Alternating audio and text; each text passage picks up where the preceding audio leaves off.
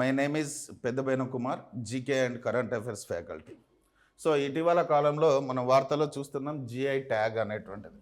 So GI tag అనేటువంటిది geographical indication అని చెప్తాం. అంటే ఒక ప్రాంతంలో ప్రసిద్ధి చెందినటువంటి ఉత్పత్తి కావచ్చు, వంటకాలు కావచ్చు, అగ్రికల్చర్ కావచ్చు, చేనేత, ఆర్ట్ అండ్ క్రాఫ్ట్ కావచ్చు, వాటికి గుర్తింపు ఇచ్చేటువంటి ఒక అధికారికమైనటువంటి సంస్థ.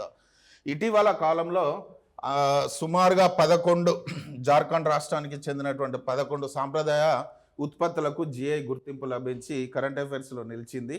సో ఇప్పుడు ఇంతకుముందు 11 ఉండే, ఇప్పుడు దీంతో టోటల్గా ఇప్పుడు అంత గతంలో ఒకటి ఉండే, ఇప్పుడు 11 చేరి టోటల్ 12 సాంప్రదాయ ఉత్పత్తులకు జిఐ ట్యాగ్ పొందిన రాష్ట్రంగా జార్ఖండ్ రాష్ట్రం అయినటువంటిది నిలిచింది.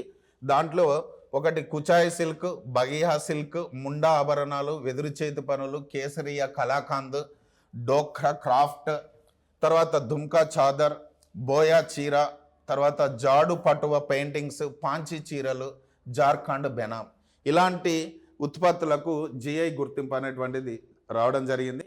దీనికి సంబంధించిన గూడ్స్ అండ్ సర్వీస్ యాక్ట్ 1999లో చేశారు. దేశంలో భౌగోళిక గుర్తింపులకు వాటికి రక్షణను ఇది కల్పిస్తుంది ఈ చట్టం ద్వారా.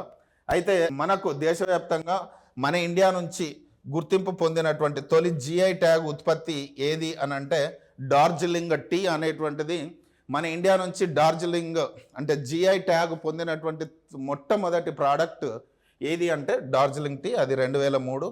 ఇది డార్జిలింగ్ టీకు ఫేమస్ వచ్చేసి ఏది అని అంటే వెస్ట్ బెంగాల్. సో అత్యధికమైనటువంటి జిఐ ట్యాగులు కలిగినటువంటి రాష్ట్రాలుగా ఉత్తరప్రదేశ్ అనేటువంటిది ఉంది, తర్వాత తమిళనాడు అనేటువంటిది ఉంది.